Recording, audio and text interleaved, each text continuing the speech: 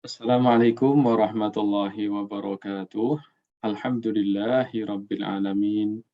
Wassalatu wassalamu ala khatamin nabiyyin wal mursalin. Sayyidina wa habibina Muhammadin wa ala alihi wa ashabihi wa man tabi'ahum bi ihsanin ila yaumiddin. Allahumma inna nas'aluka fi maqamina hadha ilman nasiru bihi kamilin. وأن تعلمنا ما ينفعنا وتنفعنا بما علمتنا رب اغفر لي ولوالدي وارحمهما كما ربياني صغيرا وبعد. Para pemirsa dan para pendengar, selamat berjumpa kembali di Majelis Iqra, pembacaan dan terjemah kitab As-Siyam yang diterbitkan Lembaga Fatwa Mesir Darul Ifta Al-Misriyah bersama saya Sugeng Haryadi. Para pemirsa dan para pendengar yang dimuliakan Allah Subhanahu wa taala. Ibadah puasa, terutama puasa Ramadan, memiliki dua rukun utama yang membangun pondasi dasar ibadah tersebut. Dengan dua pondasi inilah, ibadah puasa seseorang insya Allah akan diterima oleh Allah Subhanahu wa taala. Apabila salah satu atau keduanya dari pondasi pokok tersebut tidak terpenuhi, maka ibadah puasanya tidak dianggap sah. Apa saja dua rukun ibadah puasa itu? Dan kemudian setelah kita membahas rukun puasa, kita juga akan membaca hal-hal yang membatalkan ibadah puasa. Keadaan-keadaan tertentu yang memperbolehkan kita tidak berpuasa. Beda ya antara sesuatu yang membatalkan kita sedang berpuasa dan kondisi tertentu yang membuat kita diperbolehkan tidak berpuasa. Lalu, manakala seseorang berbuka dengan sengaja tanpa ada alasan tersebut, bagaimana tuntunan syariat menyikapinya? Mari kita baca yang pertama, Arkanus Shaumi, rukun-rukun ibadah puasa. Lisaumil wajibi ruknani huma. Ibadah puasa yang wajib itu memiliki dua rukun. Perhatikan, ibadah puasa yang wajib. Ibadah puasa yang wajib itu apa? Puasa Ramadan, bagi yang benar-benar sudah memenuhi syarat wajibnya, seperti yang sudah kita baca sebelumnya. Kemudian puasa nazar dan puasa qadha bulan Ramadan. Rukun puasa yang wajib ada dua. Al-awwal an-niyatu. Wa yushtaratu iqa'uha laylan qabla al-fajri 'inda al-jumhur, lakinnaha tasihhu 'inda al-hanafiyyati fi shaumil mu'ayyani qabla az-zawal. Wa mujarradu at-tasahhuri min ajli shaumi yu'addu niyyatan mujzi'atan. لأن السحور في نفسه إنما جعل للصوم بشرط عدم رفض نية الصيام بعد التسحر ويكون لكل يوم من رمضان نية مستقلة تسبقه وأجاز الإمام مالك صوم الشهر كله بنية واحدة في أوله. Rukun yang pertama adalah niat. Niat berpuasa wajib. Kapan harus berniat?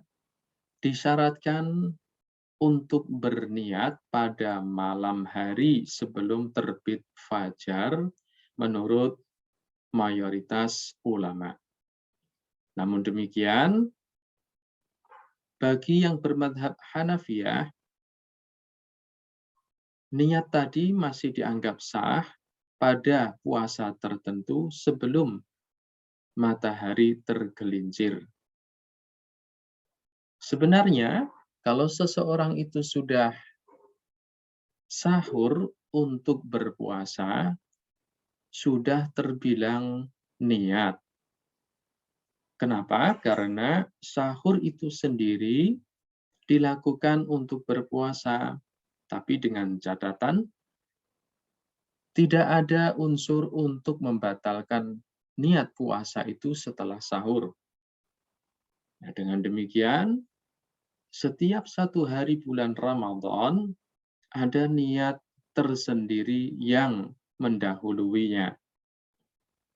Meskipun demikian, Imam Malik memperbolehkan puasa Ramadan 1 bulan penuh hanya dengan satu niat di awal Ramadan. Nah, silakan para pemirsa dan para pendengar, manakala kita menghadapi keadaan tertentu pada bulan suci Ramadan ini, bagaimana niat kita? Apakah kita lakukan setiap malam sebelum sahur sampai terbit fajar, atau hanya sekali saja di awal Ramadan? Seperti yang diyakini oleh Imam Malik keabsahannya. Amma idza kana shaumu ghaira wajibin fayajuzu ta'khirun niyati lima ba'dal fajri liman lam ya'ti bimufattirin wa arada an yukmila al-yawma sha'iman tatawwu'an falahu dzalika. Kalau niat sebelumnya tadi berkaitan dengan puasa wajib, maka adapun apabila puasa itu tidak wajib, boleh kita mengakhirkan niat setelah terbitnya fajar. Yaitu setelah subuh kita masih diperbolehkan untuk mengucapkan atau berniat berpuasa. Itu berlaku bagi yang tidak melakukan atau mengalami sesuatu yang membatalkan puasa dan memang ingin menyempurnakan puasanya 1 hari penuh sebagai ibadah sunnah. Rukun yang kedua, as-sani al-imsaku 'anil muftirati allati yabtulu biha shaumu. Wa hadzal ruknu la budda minhu fi shaumi mutlaqan sawa'un kana wajiban aw tatawwu'an. Menahan diri dari segala hal yang membatalkan puasa. Rukun yang kedua ini harus dipenuhi, tidak boleh tidak, baik puasa wajib maupun puasa sunnah. Jadi dengan demikian, mari kita, para pemirsa dan para pendengar, review kembali, kita lihat kembali ibadah puasa kita pada bulan Ramadan ini. Kalau ada yang masih ragu-ragu, saya kok tidak berniat tadi malam atau tidak niat setiap malam, maka dapat mengikuti pendapat Imam Malik bahwasanya ibadah puasa Ramadan itu cukup dengan 1 kali niat saja.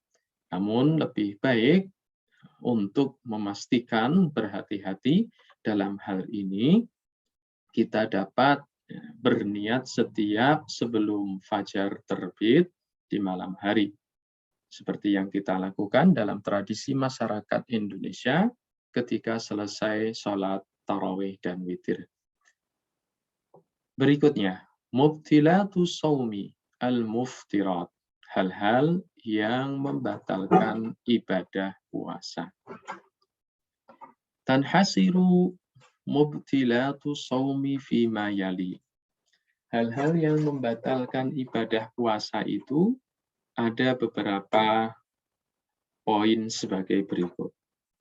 Al-awwal, ta'ammudu idkhali ainin ilal jawfi min manfadhin maftuhin kal fami wal anfi wala tu'tabarul ainu manfadhan maftuhan.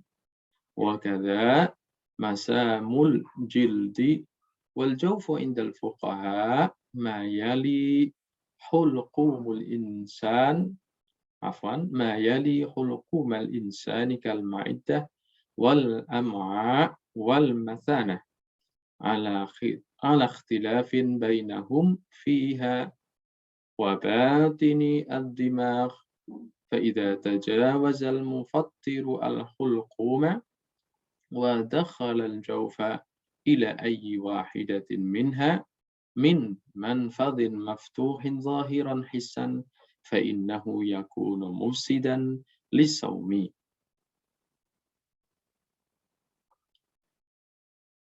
Hal yang membatalkan puasa yang pertama adalah sengaja memasukkan barang terlihat ke dalam jauf. Ini istilah dalam bahasa Arab, melalui lubang yang terbuka seperti mulut dan hidung. Untuk mata tidak dianggap lubang terbuka. Demikian juga pori-pori kulit tidak dianggap sebagai lubang yang terbuka. Adapun yang dimaksud dengan jauf dalam pengertian istilah para ahli fikih dalam konteks ini adalah organ-organ tubuh yang melanjutkan tenggorokan manusia dalam proses pencernaan seperti lambung, usus, dan kandung kemih. Meskipun juga ada perbedaan antara ahli fikih dalam hal ini, termasuk juga bagian dalam otak. Nah, kalau ada sesuatu barang yang melalui tenggorokan hingga masuk ke jauf yang meliputi organ-organ tersebut, salah satu saja dari lubang yang terbuka secara zahir dapat diindra, misalkan dapat dilihat, maka barang yang masuk dengan sengaja tersebut dapat menjadi pembatal ibadah puasa. Yang kedua, ta'ammudul ilaji fi farjin qubulin au duburin walau bila inzalin. Hal yang membatalkan kedua, sengaja memasukkan atau sengaja memasukkan sesuatu dari organ tubuh kita, terutama alat kelamin, pada alat kelamin kubul, bagian alat kelamin depan, atau dubur, atau belakang. Meskipun tidak kemudian menyebabkan keluarnya mani. Yang ketiga, khurujul mani an mubasyaratin kalamsin au qublatin wa nahwi dzalika. Hal yang membatalkan puasa ketiga, keluarnya mani karena faktor secara langsung seperti bersentuhan atau berciuman dan yang semisalnya. Yang keempat, al-istiqa'ah. Al-istiqa'ah wa hiya ta'ammudu ikhrajil qai'i. Amma man ghalabahu al-qai'u fala yafturu bihi. Sengaja memuntahkan makanan atau isi perut. Nah, dalam hal ini, orang yang tiba-tiba kemudian ingin muntah tanpa disengaja, puasanya tetap sah, tidak batal. Hal yang membatalkan puasa yang kelima, khuruju damil haidhi, keluarnya darah haid. Yang keenam, khuruju damin nifasi, keluarnya darah nifas. Yang ketujuh, al-jununu, gila. Yang kedelapan, ar-riddatu, murtad, keluar dari agama Islam. Berikutnya, al-a'dzarul mubihatu lil fitri wa hukmu man aftara li'udhrin minha. Hal-hal yang memperbolehkan tidak berpuasa atau berbuka dan hukum bagi orang yang berbuka karena uzur syar'i tersebut. Yubahul fitru liman wajaba alaihi shaumu idza tahaqqaqa fihi amrun minal umuril atiyah. Boleh berbuka bagi siapa saja yang semestinya itu wajib berpuasa apabila ada salah satu hal yang dialami sebagai berikut. Al-awwal, al-ajzu 'anis siyam likibari sinin aw maradin muzminin la yumkinu ma'ahu siyamu. Lemah, tidak mampu berpuasa karena faktor usia tua atau faktor penyakit yang sangat kronis yang tidak memungkinkannya berpuasa. Wa hukmuhu ikhraju fidyatin an kulli yaumin wa qadruha muddun min ta'amin limiskin. Hukum yang berlaku bagi yang tidak mampu seperti ini adalah menggantinya dengan denda atau fidyah. Setiap hari dihitung satu fidyah. Ukurannya adalah 1 mud yang berupa memberi makan untuk seorang yang membutuhkan atau miskin. Liqaulihi ta'ala wa 'alal ladzina yutiqunahu fidyatun ta'amu miskin. Hal ini berdasarkan firman Allah. Dan atas orang-orang yang tidak mampu melaksanakan puasa, maka harus membayar denda fidyah berupa memberi makan orang miskin. Al-Baqarah Al-Mi'ah Ar-Rabi'ah Wa-Thamanun. Surat Al-Baqarah ayat 184. Wa miqdarul muddi wa huwa mikyalun yusawi bil wazni khamsa mi'atin wa ashrin gramatin wa ashri gramatin minal qamhi inda jumhuril fuqaha. Takaran 1 mud itu, yaitu ukuran yang dikonversikan sama dengan timbangan seberat 510 gram, setengah kilo. Gandum menurut mayoritas ulama. Setengah kilo lebih sedikit, lebih 10 gram. Menurut mayoritas ahli fikih. Atsani al-masyaqqatu zaidatu ghairul mu'tadati ka'an yashqa 'alaihi shaum bi maradin yurja shifa'uhu aw kana fi ghasbin wa jihadin aw asabahu ju'un aw 'atshun shadidun wa khafa 'ala nafsihi ad-darara aw kana muntaziman fi 'amalin huwa masdaru nafaqatihi wa la yumkinuhu ta'jiluhu ولا يمكنه تأجيله ولا يمكنه أداؤه مع الصوم وحكمه جواز الفطر ووجوب القضاء. Yang kedua, kondisi yang sangat memberatkan luar biasa. Contohnya, puasa yang sangat berat dilakukan karena penyakit yang mungkin akan sembuh, atau peperangan, jihad, atau karena lapar dan dahaga yang luar biasa juga, dan sangat khawatir atas keselamatan jiwa dan nyawanya.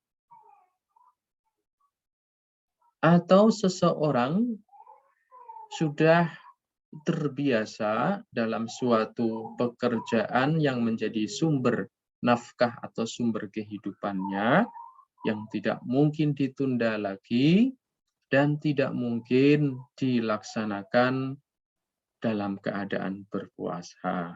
Dalam hal ini boleh dia berbuka dan tetapi wajib mengqadha, mengganti di hari yang lain setelah Ramadan.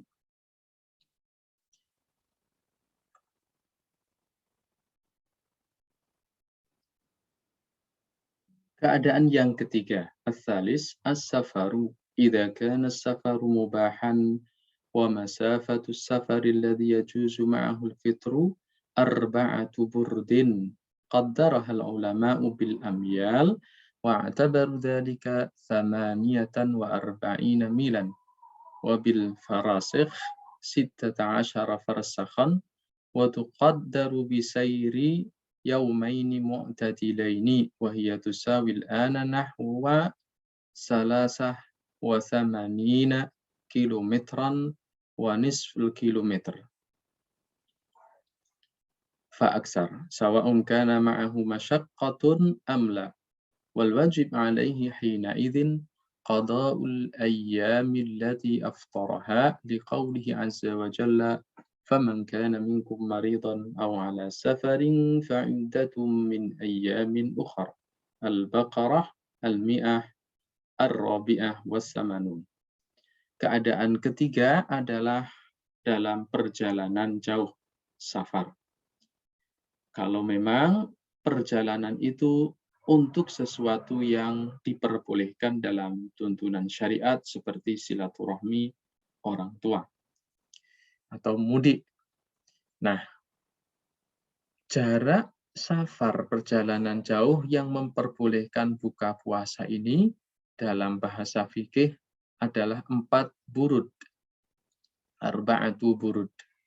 Yang mana para ulama fikih memperkirakan dengan ukuran mil yaitu kurang lebih 48 mil. Sementara dengan ukuran farsakh itu 16 farsakh. 16 farsakh. Kemudian kalau hitungan waktu kurang lebih perjalanan 2 hari, 2 malam. Dan sekarang kalau dihitung konversikan dalam kilometer adalah 83,5 kilometer. Itu standar minimal. Faaksar, apalagi kalau lebih dari 83,5 itu seperti 84 dan seterusnya, maka diperbolehkan berbuka. Baik perjalanan itu memberatkan ataupun tidak. Kewajiban berikutnya manakala berbuka adalah mengqadha, mengganti hari-hari yang tidak berpuasa saat itu. Hal ini sesuai dengan firman Allah Azza wa Jalla, maka barang siapa di antara kalian yang sakit atau dalam perjalanan, maka harus mengganti dengan hari-hari yang lain. Ar-Rabi' al-hamlu. Yang keempat, kondisi hamil. Bagi kaum ibu-ibu ya, yang perempuan. فَإِذَا خَافَتِ الْحَامِلُ مِنَ الصَّوْمِ عَلَى نَفْسِهَا جَازَ لَهَا الْفِطْرُ وَوَجَبَ عَلَيْهَا الْقَضَاءُ.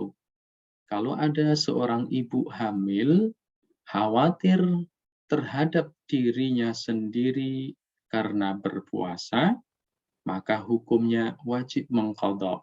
Likauniha fi ma'nal marid, karena dianalogikan dengan orang yang sakit. Amma idza kanat takhafu 'ala janini duna nafsiha aw 'alaihima ma'an fa innaha tuftiru wa yajibu 'alaihal qada'u wal fidyatu wa 'indal hanafiyyati annahu la yajibu 'alaiha illa al-qada'. Adapun kalau seorang ibu hamil itu mengkhawatirkan janinnya saja atau mengkhawatirkan dua-duanya, maka dalam hal ini harus wajib mengqadha dan membayar fidyah. Namun, mazhab Hanafi tidak mengharuskan qadha. Maaf, mazhab Hanafi sebaliknya ya, mengharuskan qadha saja, tidak membayar fidyah.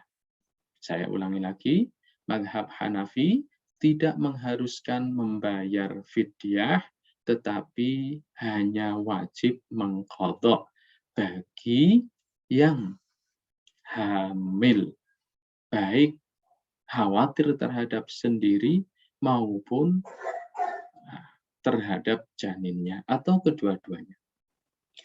Yang kelima, ar-radha'ah, menyusui. Wa hiya mithlul hamli wa ta'khudhu nafsal hukmi. Ibu yang menyusui hukumnya seperti ibu yang hamil. Kalau dia khawatir terhadap dirinya sendiri, wajib mengqadha. Kalau khawatir terhadap anak yang disusuinya atau kedua-duanya, dirinya dan anaknya, maka wajib mengqadha dan fidyah. Adapun madhab Hanafi hanya mewajibkan qadha saja. Yang keenam, inqadun muhtaramun. Maaf. Inqadu muhtaramin wa huwa ma lahu hurmatun fi syar'i ka musyrifin 'alal halak. Fa innahu idza tawaqqafa inqadu hadhihi an-nafsi aw juz'in minhu 'ala iftirad 'ala iftaril munqidhi jazalahu al-fitru daf'an li ashaddil mafsadataini wa akbari ad-dararain. Bal qad yakunu wajiban kama idza ta'ayyana 'alaihi inqadhu nafsi insanin la munqidha lahu ghairuhu wa yajibu 'alaihi al-qada'u ba'da dzalika. Ya, dan yang keenam adalah menyelamatkan sesuatu yang terhormat, suci, dalam pengertian memiliki kedudukan yang dihormati atau disucikan dalam tuntunan syariat. Seperti menyelamatkan orang yang hampir mati. Nah, dalam hal ini apabila penyelamatan seseorang yang hampir mati atau salah satu dari bagian anggota badannya saja, kalau hanya bergantung dengan orang yang akan menyelamatkan itu, maka orang yang menyelamatkan itu boleh berbuka, tidak berpuasa, dengan alasan untuk menyelamatkan, ya, untuk menghindari bahaya yang lebih berbahaya, atau untuk menghindari salah satu di antara dua bahaya yang lebih besar. Bahkan terkadang wajib harus berbuka manakala yang menyelamatkan saudaranya yang hampir mati itu hanya satu orang saja, orang tersebut. Tidak ada orang lain yang bisa menyelamatkan kecuali dirinya, maka wajib baginya harus menyelamatkan manakala yakin bisa menyelamatkan tentunya, ya. Dan hanya wajib bagi orang yang menyelamatkan dan berbuka puasa tersebut sekedar untuk mengqadha, mengganti di hari lain. Demikian 6 keadaan yang memperbolehkan seseorang tidak berpuasa pada bulan Ramadan serta ketentuan hukum yang berlaku, baik mengqadha ataupun membayar fidyah. Berikutnya, yang terakhir, hukmul iftari li ghairi udhrin minal a'dzaril mazkurah. Hukum orang yang berbuka tanpa alasan dari keenam keadaan tersebut. Bagaimana? Kalau seseorang berbuka namun tidak ada 6 alasan tersebut. Al-iftaru fi nahari ramadhana bila udhrin kabiratun min kabairid dzunub. Nah, berbuka puasa di siang hari tanpa ada alasan atau uzur termasuk dosa besar. Wa tajibu taubatu 'ala man aftara fi ramadhana li ghairi udhrin. Orang yang berbuka pada bulan Ramadan tanpa ada uzur alasan syar'i wajib bertaubat. Fala budda min an yatubal muftiru minha at-taubatas shadiqah. Benar-benar harus bertaubat yang jujur atau taubat nasuhan. Liqaulihi sallallahu alaihi wasallam, man aftara yauman min ramadana min ghairi udhrin wala maradin lam yaqdihi siyamud dahri wa in shamahu. Luar biasa, sabda baginda Nabi memperingatkan, barang siapa yang berbuka satu hari saja tanpa ada uzur, tanpa ada penyakit, maka puasa 1 tahun pun tidak akan bisa menggantikannya meskipun dia telah berpuasa. Wal iftar qad yakunu mujiban lil qada wal kafarah au ahadahuma ala tafsilil ati. Orang yang berbuka dalam keadaan seperti ini harus mengqadha dan harus membayar kafarah, pengganti, atau salah satunya dengan rincian sebagai berikut.